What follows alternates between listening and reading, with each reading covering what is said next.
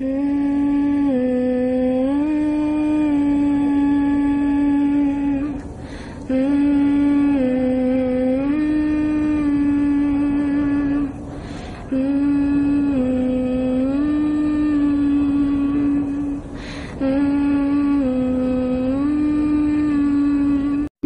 değerli dinleyicilerim.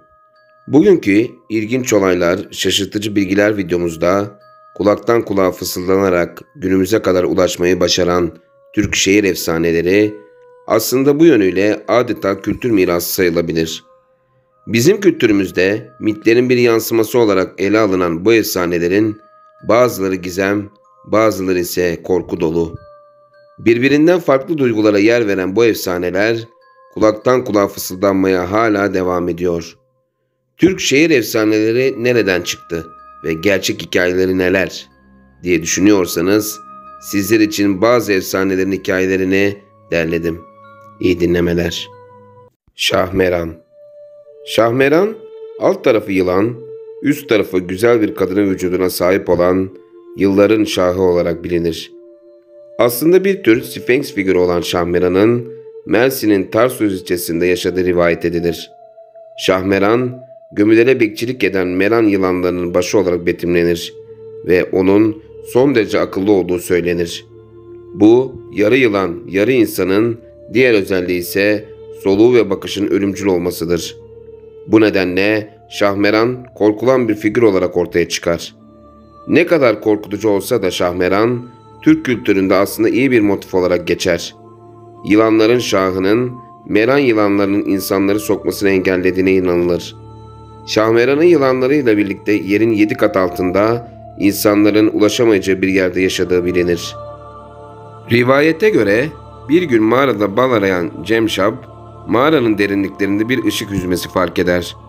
Burası güzel bir bahçeye açılır.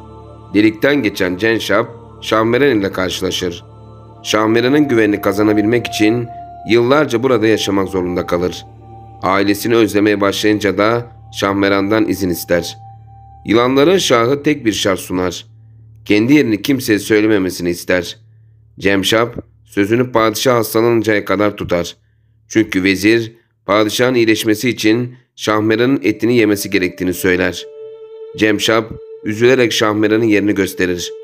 Cemşab'ın üzgün olduğunu gören Şahmeran, Cemşab'dan kendini öldürüp kaynatmasını, suyunu vezire içirmesini ve etini de padişaha yedirmesini söyler. Cemşab, Şahmeran'ın dediğini yapar. Vezir ölür, padişah ise kurtulur. Ölen vezirin yerine padişah, Cemşab'ı vezir yapar. Şahmeran'ın ruhu ise inanışa göre kızına geçer. Al Karısı. Al Karısı efsanesinin kökleri Şamanizme kadar uzanır.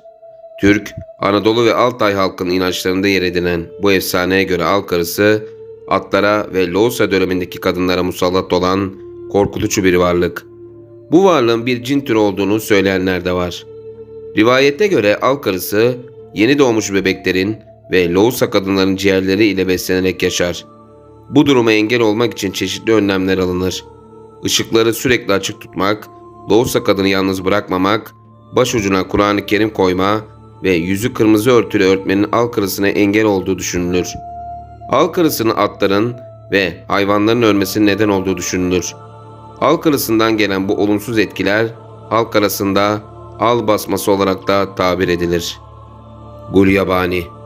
Mitolojik bir varlık olan Gulyabani'nin adı hurafeler ile anılır.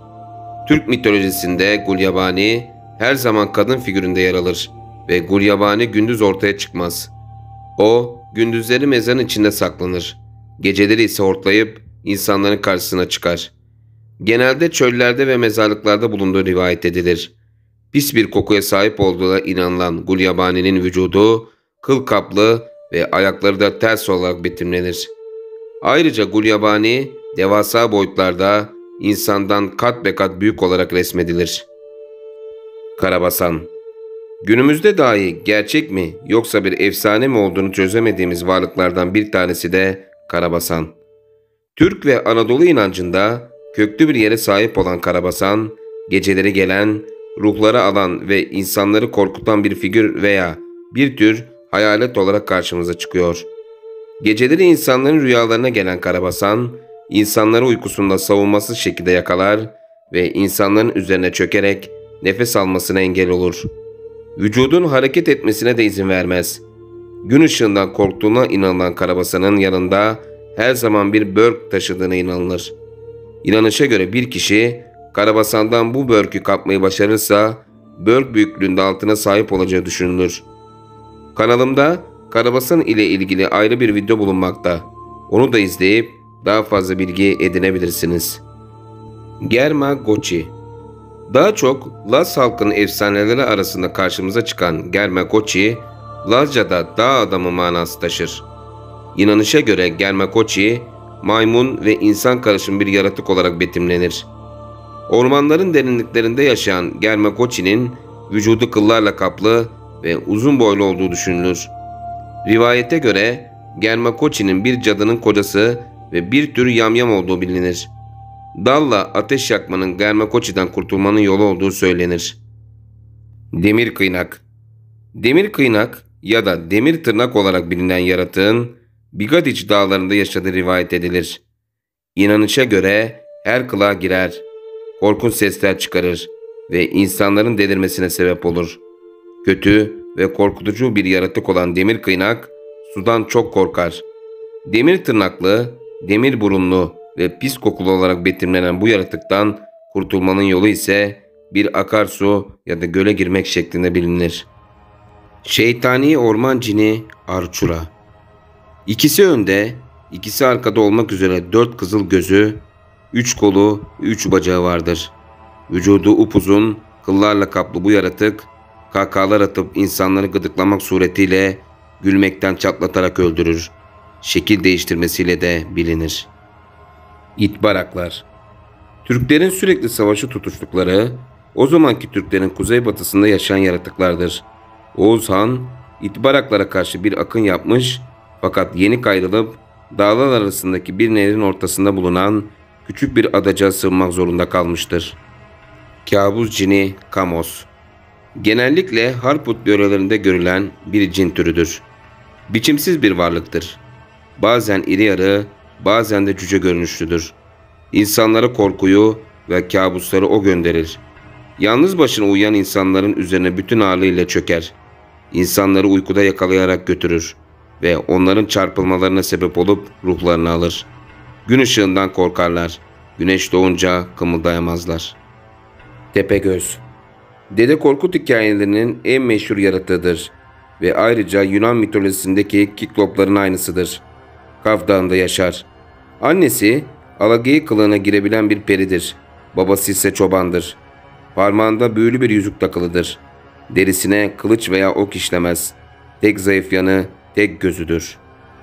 Kıymetli dinleyicilerim, bir ilginç olaylar, şaşırtıcı bilgiler videomuzun da sonuna geldik. Sizler bu yaratıklar hakkında ne düşünüyorsunuz? Yorumlarda yazın.